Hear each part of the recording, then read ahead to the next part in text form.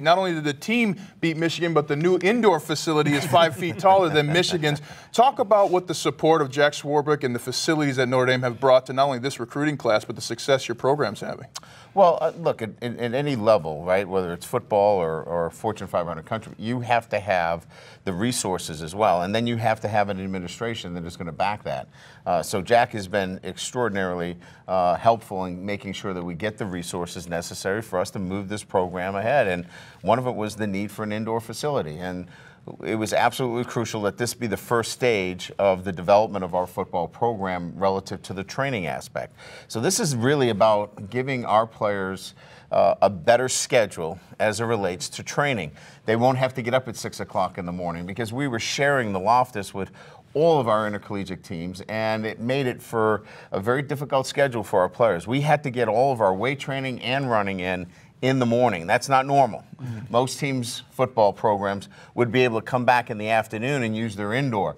We can't do that because we had to be able to take care of all of our other sports as well. So this new indoor will help allow taking some of that schedule and moving it forward in the day and giving our kids the proper rest necessary to train the entire year. And you guys think you're moving in there this summer, right? So you'll have it from here on forward pretty much. Exactly. The anticipated completion date is sometime in July. You can see that this facility is second to none. Look, when people talk about an indoor facility, they're talking usually about, you know, maybe 75 to 80 feet in terms of peak. This is about 88 at peak, so you're going to be able to play all of your special teams in here. Not only that, but it's going to give you an environment that is game-like. You're going to have a board in there that's going to simulate your game facility. You're going to be able to recruit in it. And again, you're going to have a facility that doesn't have a track around it for safety purposes.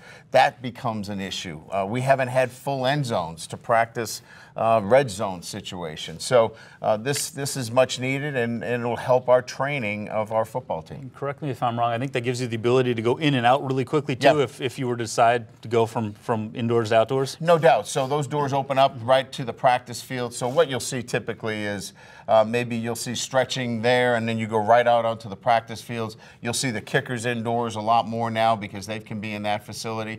And it just gives you another field, a purposed field that can do a number of things for you. Get you out of maybe some hot days, weather conditions. So having it adjacent to your practice field, obviously logistically, is huge for us as well. And I know there's some recruiting benefits too. There's a recruiting balcony involved here that should help you guys out.